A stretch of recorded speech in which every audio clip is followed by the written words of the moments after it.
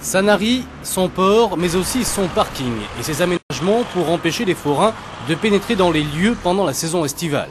Cet arrêté municipal d'interdiction a déjà provoqué des coups de sang de la part des forains, comme en juin 2005 où ils avaient pris possession des lieux par la force devant des policiers médusés.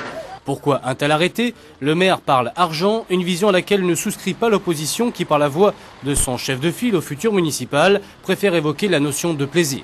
L'important, c'est de constater que quand ils occupent le parking, c'est autant de visiteurs qui ne peuvent pas venir à Sanary.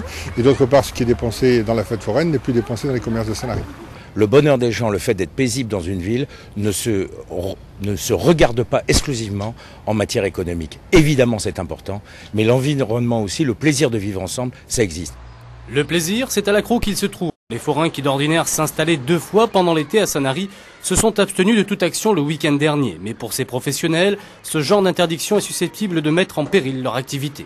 Quand on pense que Sanary, c'est la plus belle fête de la tournée de tous les industriels forains qui participent, c'est certain qu'une on leur supprime, c'est déjà pas élégant, mais alors la deuxième, c'est la totale, non, on n'a pas le droit.